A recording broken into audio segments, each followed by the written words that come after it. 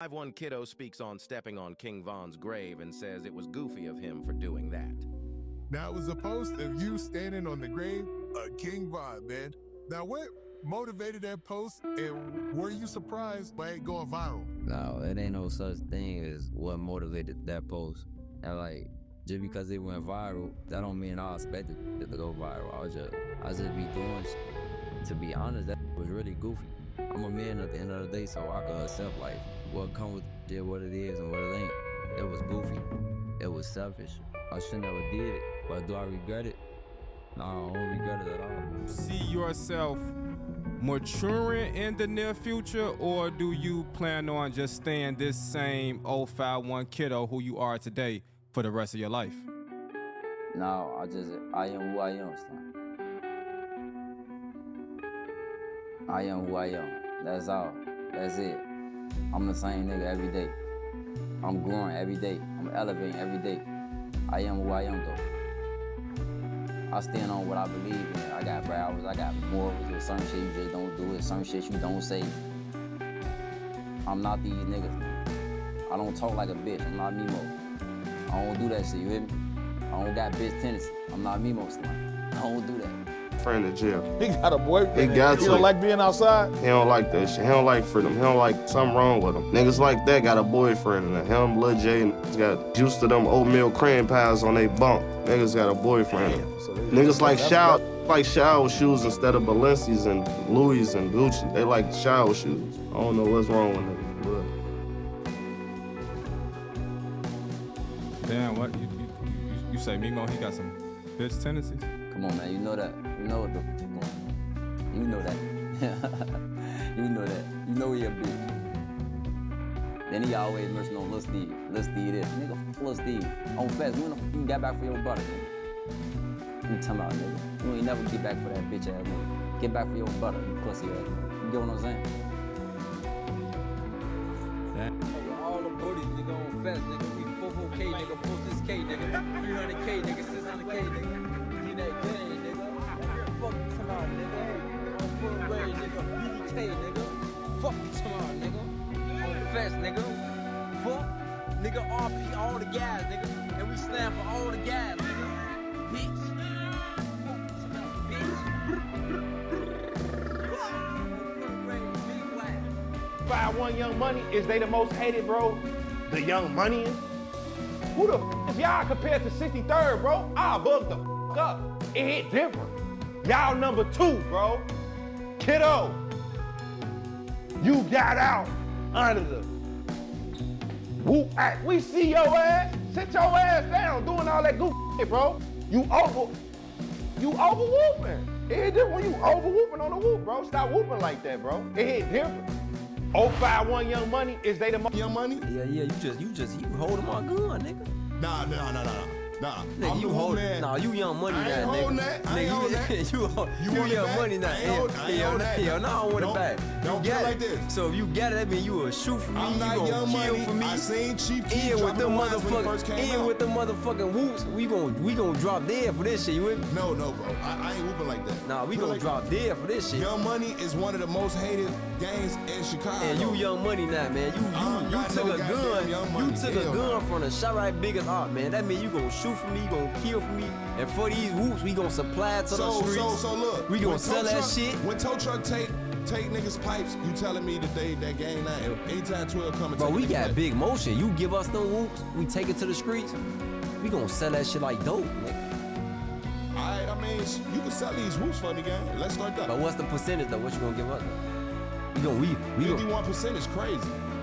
Y'all want 51% of my product is crazy, bro. Nah, we really want 60 though. 60.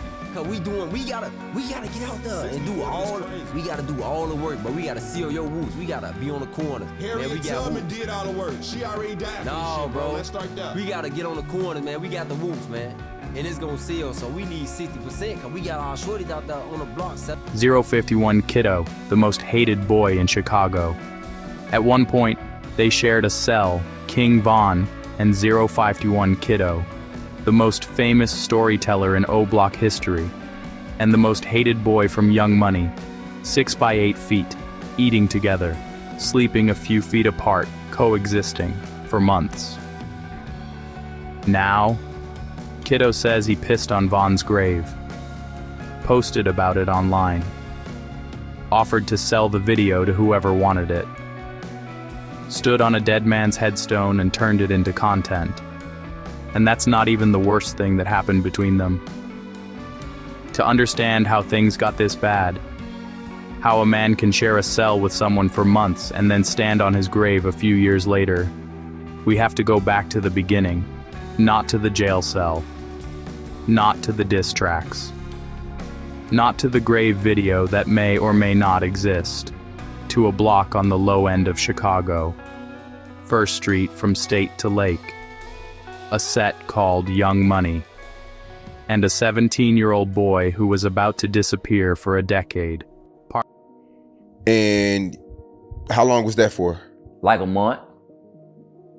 So explain cellmates. Y'all are in a small box together. Division 5, Cell 5. Same cell. Same cell. And I was on the bottom bunk, he was on the top bunk. For how long? I was on the bottom, he was on the top bunk. That was like a week in that cell. Then we moved cells. We moved like a couple cells down because our toilet was fucked up, bro. Bro. We moved to 3 or 2 cells if I remember. On front of them. In Division 5. I still had the bottom bunk. He had the top bunk. Von liked the top bunk, you feel me? He ain't like sleeping on the bottom on front of the grave. Who? Why is that? I don't know why he ain't like that shit on front of. He ain't like sleeping on the bottom, bro. He like, nah, fuck that shit. He like, what year was this? It was 2012. 2012. Yeah, he ain't like that shit. Did y'all ever have any conversations? Or, cause I know you don't talk a lot. He doesn't seem like he talks a lot. Did y'all ever just sit back and just talk about whatever? Sports, anything? Yeah, bro. We were talking about going home, bro.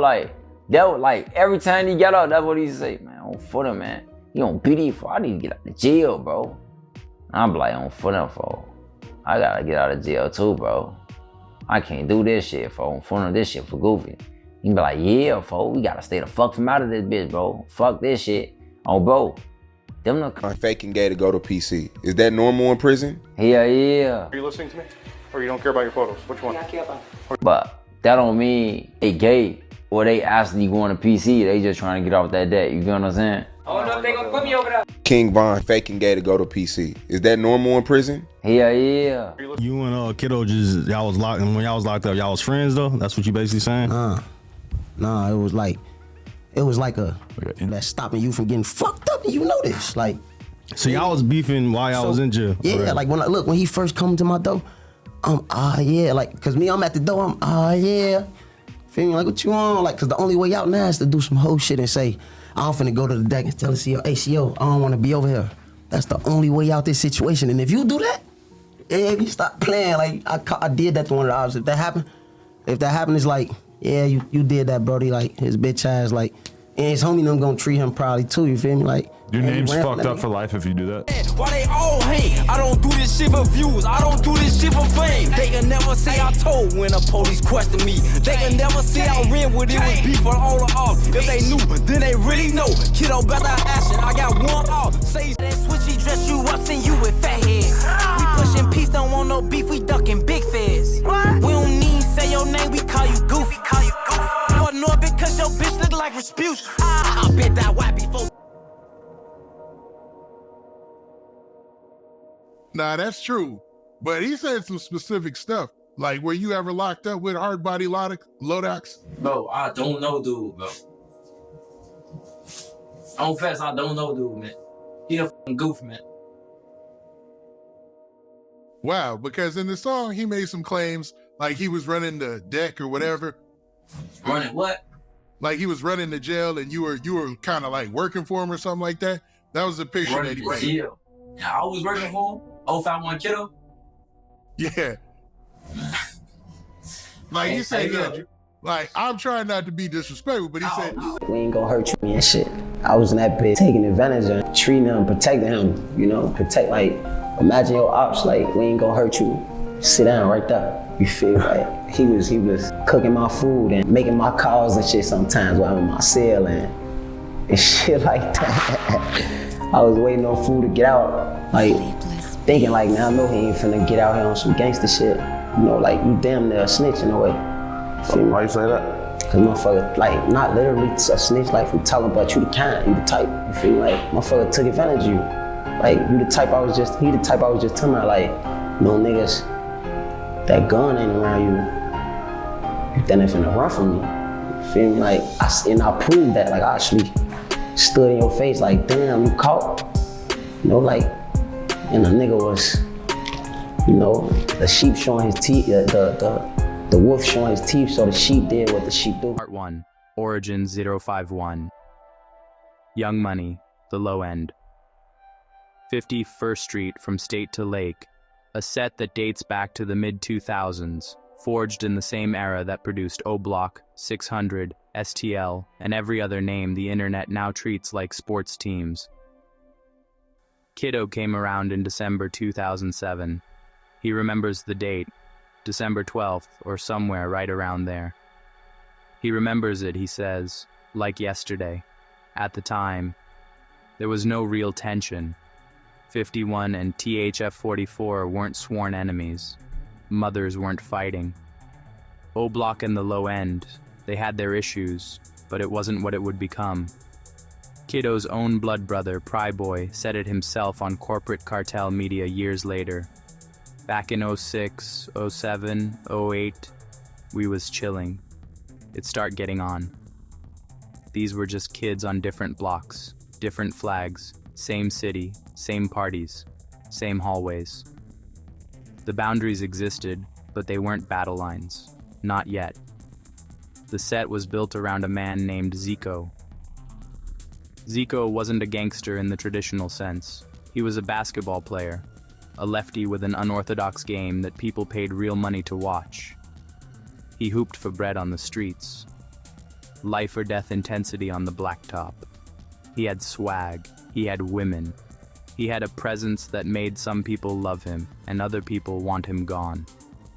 A. Melway, who ran with Zico, who was there, described him on DJU TV years later with the kind of reverence that men only use for the dead. He was a leader. He was himself. He would go no hands and niggas hated him. But if you knew him, you was gonna love him. You was gonna embrace him to the fullest. He literally was like our role model. In 2008, Zico was killed. His death was the catalyst that transformed Young Money from a set into a war machine. It was the moment the beef stopped being about proximity and started being about blood. The moment a neighborhood became a battalion. Zico was the eye-opener for us, A. Melway said. Niggas still ain't get it then, truthfully. Zico didn't have children. There's no one to carry his name directly. So Young Money carries it for him. The whole set exists as his memorial. Every diss track, every slide, every body on the scoreboard traces back to a basketball player who was too himself for the streets to tolerate. And Kiddo? Kiddo never met Zico. Not personally. He came around in December 2007, but Zico was killed before they could build any kind of real relationship. Kiddo wasn't there when it happened. He didn't know the man whose name he now carries in every song. Took Zeke in 08, I still ain't over it. 10 summers, 10 springs, 10 winters. He raps about it in every track. The ghost of a man he never met. In 2012, Kiddo went to jail. Robbery. He was broke. He said it on DJU TV with no embarrassment and no pride or just the flat, factual tone of a man who has long since stopped judging himself for what survival required. I was broke, brother, so I had to rob motherfuckers. Ain't nothing wrong with robbing motherfuckers. The state of Illinois gave him 10 years and 5 months. He was 17 years old. Over the next decade, he cycled through prisons the way other people cycle through jobs. Menard, Stateville, Cook County, Kane County. The names changed, but the experience didn't. The same meals, the same walls, the same commissary schedule. Every week if you had money on your books, every 2 weeks if you were state issued. The same birthdays spent in segregation, waiting for someone on the outside to send money to someone on the other side of the prison so that someone could go to the store for him so he could have food for his own celebration. When DJU asked him years later which birthday in jail was the best, Kiddo didn't hesitate. No best, no worst. Basically the same shit. Because I was going through shit when I was locked up. Being in seg, getting out of seg, going back to seg. It's like you dead, gang. It feel like you dead. That's the SEO, your anger, like, built up when you know for a fact you ain't getting your way. You know for a fact you can't get the phone. You get breakfast 4 o'clock in the morning. Then you get your lunch tray at 8. Then you get your dinner at 5. How you think you will feel in that cell when you hungry? Then on top of that, you can't use the phone. You can't call your loved one. Then on top of that, when you looking forward to meal, the CO come past your cell every day. Just think about how you will feel. So when I say your worst enemy is yourself, what you will do when you know for a fact you don't got shit coming? You might crash out, you might flash out in that bitch. Oh, cheat. You gon' flash out. It ain't no such thing, ain't no might. You gon' flash out. Your worst enemy is yourself. So when you in that cell, your anger. Them niggas mad cause I'm a hot boy. I keep that blick on me. I went to jail and never made a night cause I'ma fight to see. Another day to fight again. Another day to send a hit. Them niggas know I'm with that shit. decade the internet never sees. The decade in a box. The decade where the only difference between 1 year and the next was whether he was in segregation or on the deck. And while Kiddo was gone, while he was sitting in those cells, marking time, watching the gates slam, the war outside accelerated. Part 2. First signs of problems for a while. Things stayed quiet. Kiddo was in the system. The world outside moved on. Chief Keef blew up. Drill music became a global industry. King Von went from being a street figure to being the voice of OBlock. Bodies dropped. Alliances formed and fractured. And Kiddo heard about all of it through phone calls and letters. Then Melly died. Melly was the standard in Young Money. Tay Capone, who knew both of them, broke it down on corporate cartel media. Melly was overly gangster. He got it all. He not no nigga that you look at him and be like, yeah, shorty ain't got it all. He know how to bust his gun and he know how to do what he do. He not slow or nothing. Then Tay compared Melly to Kiddo directly. Kiddo is a tweaker, folk. He don't got it all. He a bug. He different than Melly. That's not a diss from Tay Capone. That's an assessment from someone who ran with both of them. Melly was controlled. Melly was calculated. Melly was a gangster in the classical sense. Dangerous, but not erratic. Kiddo is something different. A tweaker, a hothead. Someone whose energy you can feel from across the room, and yet, it was Melly who told Kiddo to rap. Kiddo was still locked up when he called Melly and said he was going to do music when he came home.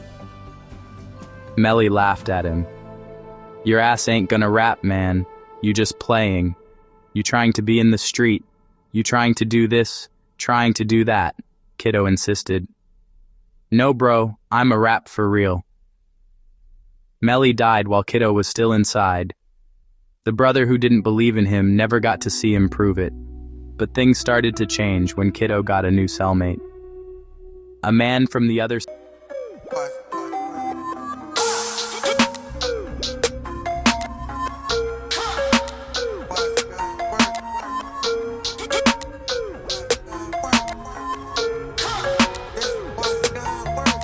side of the war. King Von Kiddo and King Von were cellmates in Cook County. This is not disputed. Kiddo has confirmed it. Big Mike from OBlock has confirmed it. The jail roster from that period would confirm it if anyone could access it. They lived in the same cell, 6 by 8 feet. They ate together. They slept a few feet apart. They talked. For an extended period, however long they were in that unit together. The most hated member of 051 Young Money and the most famous storyteller in OBlock history coexisted, and nothing happened. No fight, no confrontation, no violence, nothing. Part 3, the incident, and this is where everything... Seen him. I know he was in the cell with Vaughn before.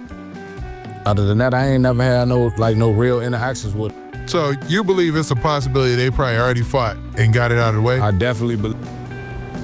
So y'all ain't never get into a fight? Never get into a fight. So that's false. Changed.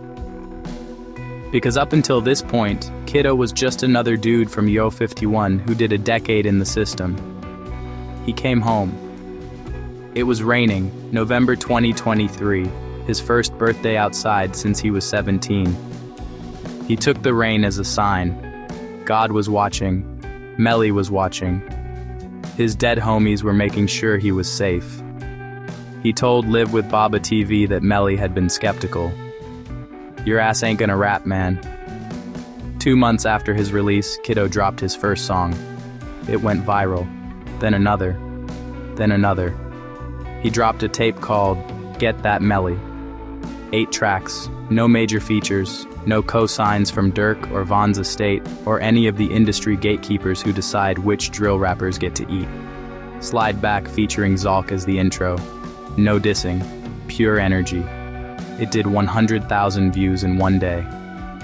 Not 2 days, not 3 days, not 4 days.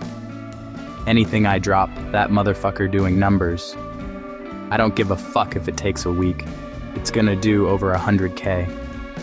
For a man who spent 10 years in a cell, who had never held a job, who had no industry connections, who didn't even rhyme in his earliest songs, the numbers were undeniable. The internet loved him. His haters loved him. The same people who commented he won't make it past the summer were the same people refreshing his page to see if he dropped. And then the contradiction caught up with him. Big Mike from OBlock, the same OBlock that Kiddo has been dissing for years, said something on Witty Apparatus that cut to the heart of Kiddo's entire public persona. Big Mike laid it out with the precision of a prosecutor. When Vaughn was in Cook County Jail, he was on demon time, gangster mode. And when he on the street, he's demon time, gangster mode. It ain't no if, ends, or buts about it. But Kiddo? Kiddo was just a smooth-ass dude in Cook County Jail. That's why I'm trying to figure out where all this hypeness come from. He kept going. He's never, ever once went to one of the guys' face that was in Cook County Jail and said this person or that person. But when you out, you saying it though. When Vaughn was locked up, he was doing that. He was doing it in their face, on the deck, all that. Then the killing blow. You was in the cell with this man. You could have slapped him, beat him up, spit on him in the cell or anything. But you chose to come home. He can't defend himself in that grave. That's made activity. That's a cowardly move, bro. Pause. That's the contradiction. If you're really about that life, if you're really the crash out, the tweaker, the most hated boy in Chicago, why didn't you do anything when you had him in a cell? Why wait until the man is dead to start dissing him? Kiddo's response, when pushed on it, has been consistent. He doesn't deny they were cellmates. He doesn't deny he was cool in the cell. What he says is, being stalemate don't mean nothing. You can't compare the past to the future, gang. That shit don't mean nothing. When he got out of jail, he started dissing. He started doing what he's doing on Chief. Okay, bet, it's cool. But when I do it, it's a problem. He also says, and this is where it gets complicated, that after Vaughn got out, Vaughn started dissing Kiddo's dead homies. That's the line. That's the trigger. Before Vaughn dissed the dead, Kiddo could be cool in the cell. After Vaughn dissed the dead, the cell was irrelevant. The past was irrelevant. The code was now about the present. Anybody that dissed one of my homies, gang, is op. It's that simple.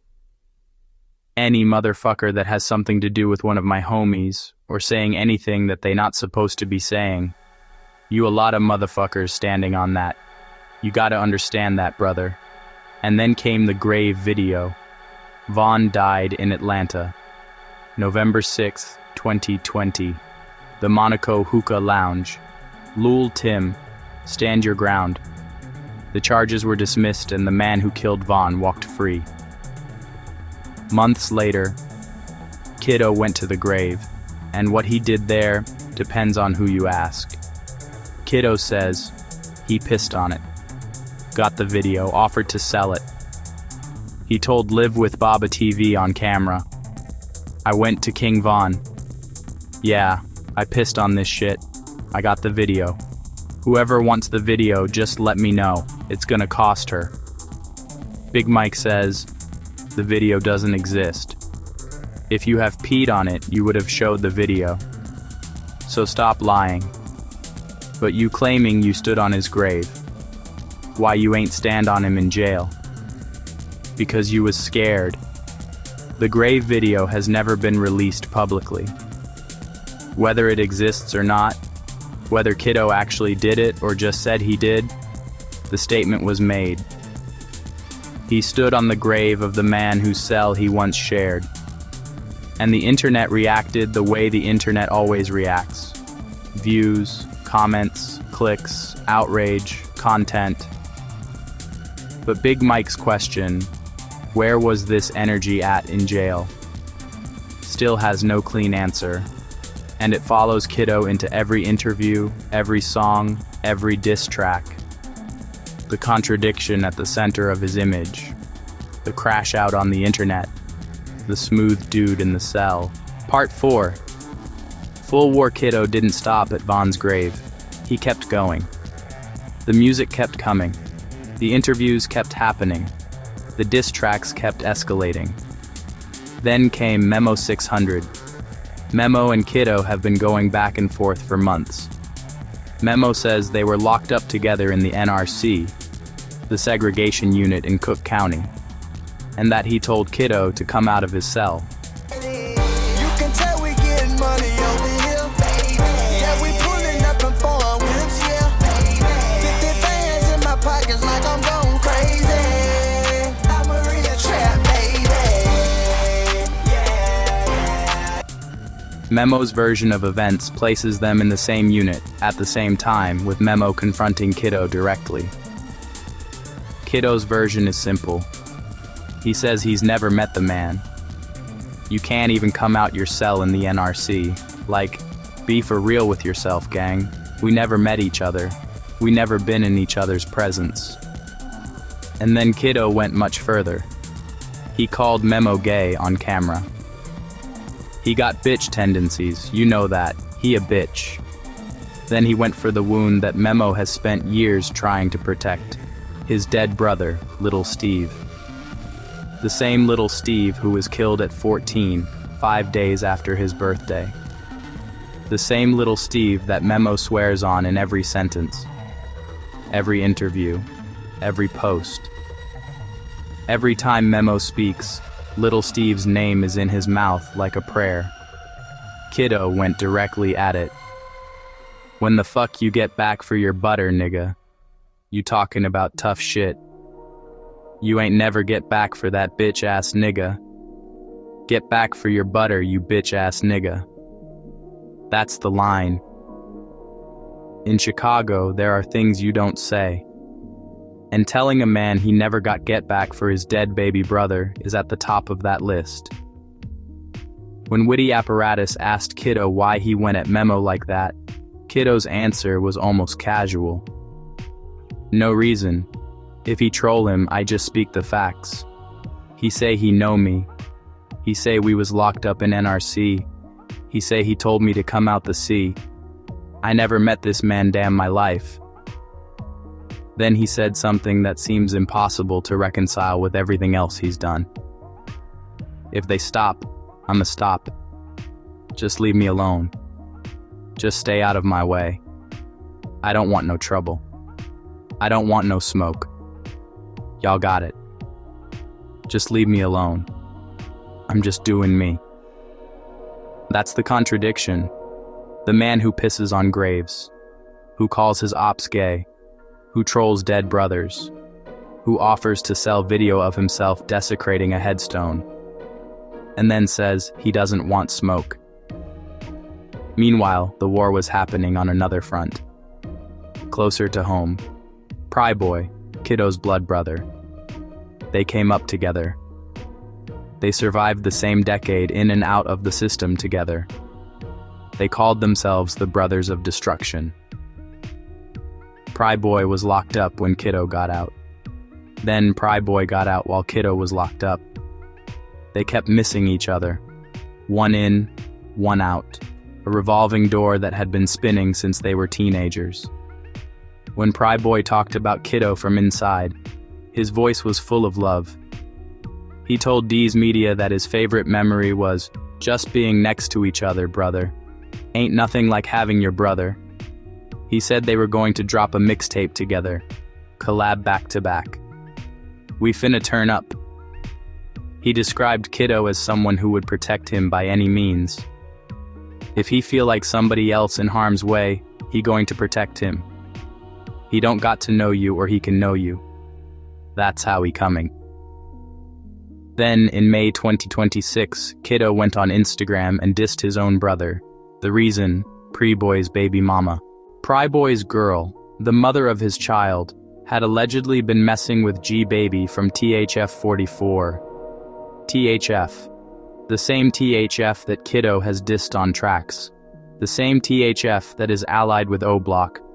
The same THF that Kiddo's entire set is at war with. And Pry Boy, when given the choice between his girl and his set, apparently chose his girl. Kiddo didn't keep it internal. He didn't make a phone call. He didn't wait until they were both home to have the conversation face to face. He went on the internet and aired out his own blood. D's Media broke it down with the kind of honesty that only comes from someone who's been watching Chicago's streets for years. I ain't seen my brother in 10-something years and we going to be arguing on the internet over no female. That just goes to show you that dudes want this clout more than they want to be next to their brothers and they family. The irony is devastating. Kiddo preaches loyalty as the highest virtue. You got to be ready to die for it. But when his own brother's loyalty was divided between his set and the mother of his child, Kiddo chose the set. He chose the code over blood. And he did it publicly, permanently on the internet. D's Media continued. It's nowhere in the world I would ever put my brother in a position or make him feel like that a gang or a homie is more important than him. Because at the end of the day, if I need a kidney transplant, if I need anything, I know it's a great chance that I can match his type versus somebody on the street. Kiddo could have had this conversation closed doors. It was a family matter. But he brought it to the internet. And once it's on the internet, there's no taking it back. Pry Boy, for his part, hasn't fired back publicly. He's still doing interviews, still representing Young Money, still saying he loves his brother. Whether that love survives the public humiliation remains to be seen. There were other incidents. A fight in Kane County Jail that made the internet because the internet gets footage of everything now. Kiddo with his eye blacked, bruised, swollen, the kind of damage that comes from someone getting the best of you in close quarters. When DJU asked him about it, Kiddo didn't lie. A nigga walked up to me acting like he know me or something. I snuck his ass. He got the best of me, though. He got the best of me. But can no nigga say I fold on no aspect? I don't fold, nigga. I'm a gangster. That's the thing about Kiddo. He'll tell you when he lost. He won't pretend he won a fight he didn't win. He'll say he got the best of me because lying about it would be a violation of the same code that he preaches. But he'll also make it clear he didn't run. He didn't give up his chain. He didn't let anyone take anything off his neck. I rather get my ass beat any day before I let a motherfucker take something off my neck. Take something off my wrist. You could beat my ass every day. You ain't taking nothing off my neck. You ain't taking shit off my wrist. The man he fought was Duty Low from Kane County. The beef started because Duty had Kiddo's name in his mouth. The same reason every beef starts in Chicago. Words that can't be taken back. Kiddo survived the fade. The eye healed. The internet moved on. Then the feds got involved. Sometime after Kiddo got out, federal investigators pulled him from his cell and questioned him about a murder. The victim was Dedrick Baker, Lil Dude, a respected member from Welch World. Lil Dude wasn't a shooter.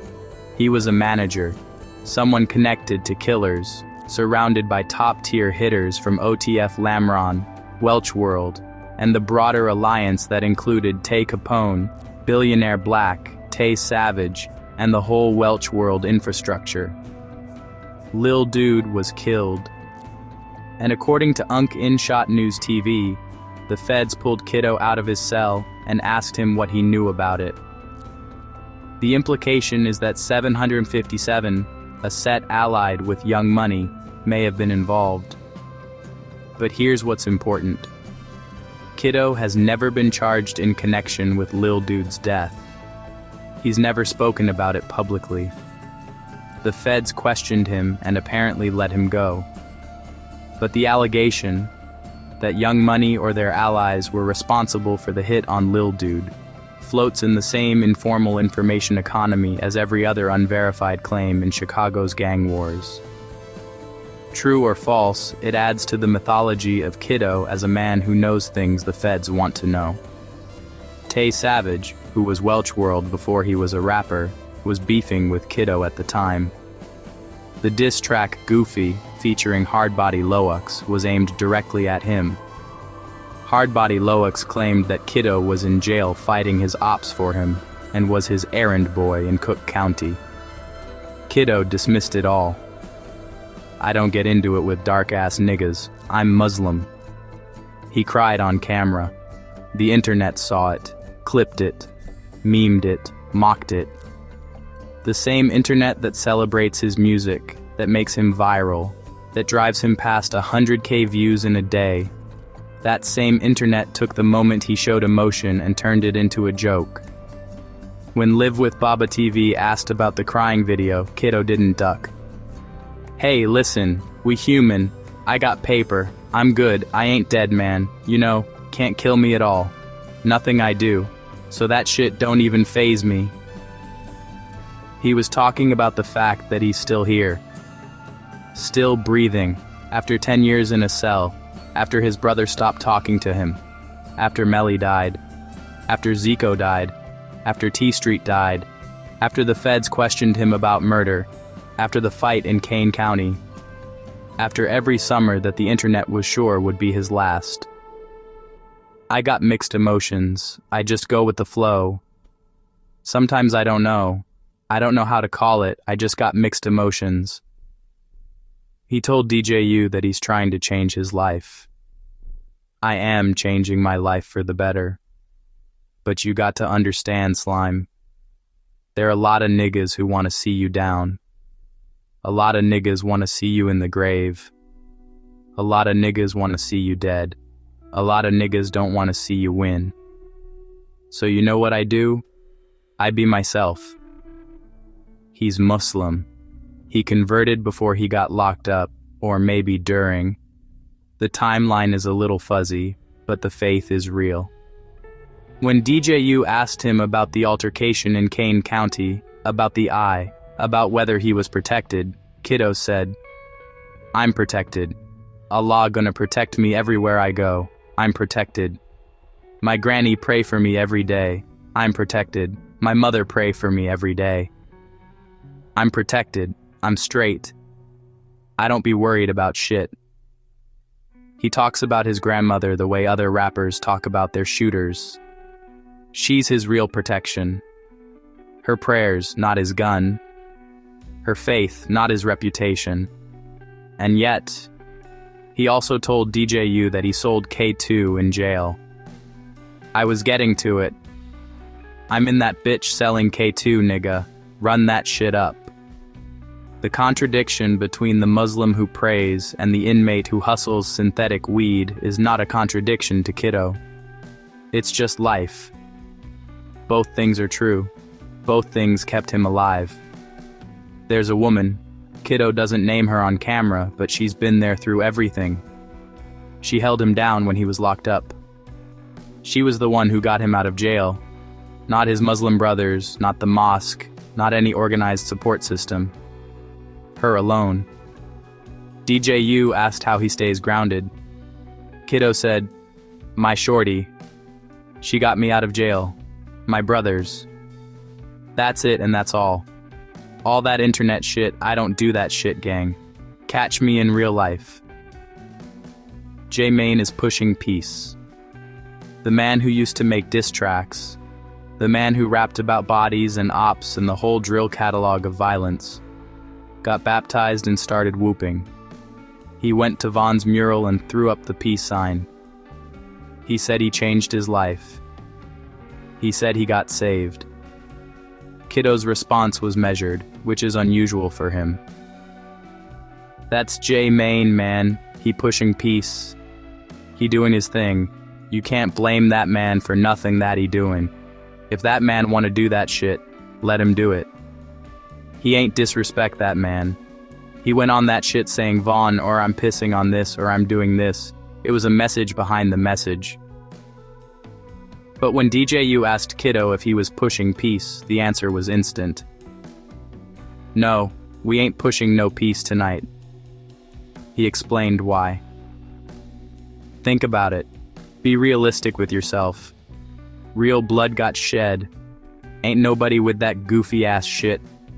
A lot of money getting made when it come to YouTube. People can't pull the cereal out and stomp on the cereal for what? Like, if y'all claim to push peace what was that for? Y'all making famous movements. Purposeful movements. That shit don't be about y'all. He's not wrong. The peace movement in Chicago is real for some people. The unity movement, the March for Peace, the No Crime Weekend. But it's also content. It's YouTube videos. It's clicks. It's people who never slid getting on camera to talk about how everyone should stop sliding. And Kiddo, who did a decade in a cell, who lost Melly and Zico and T Street, who is still actively at war with OBlock 600 and multiple other sets, sees right through it. He's not pushing peace. He's not pretending. He is who he is. Part 5. Current day, and at this point, there's no going back.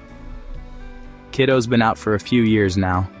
He survived the summer. He survived the fade. He survived the feds. He survived the internet. He survived his own brother turning away from him.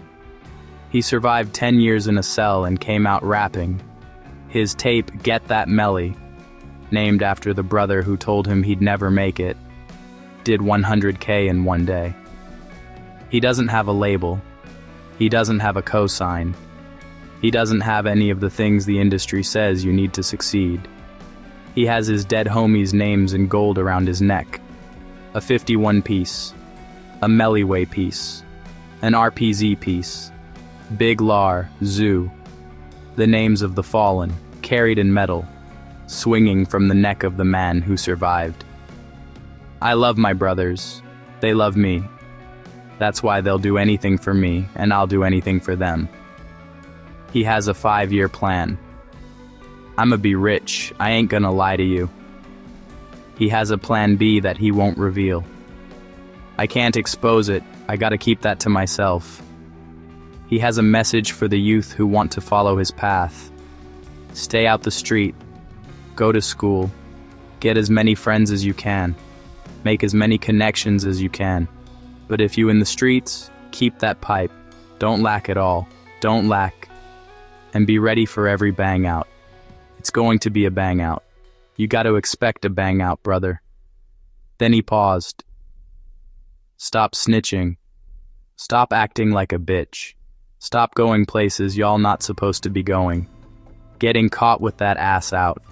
That shit don't make no sense. If you getting some real money, buy some cars, buy spots, move. Think and move differently. Don't just be moving just to be moving. That's why niggas dying, gang. You just gotta know how to stay alive. He's 27 now. The decade in the cell is behind him. The summers ahead are still unwritten. The internet will keep predicting his death. His ops will keep hoping for it. His fans will keep streaming his music. His girl will keep waiting at home. His grandmother will keep praying, and Kiddo will keep being Kiddo.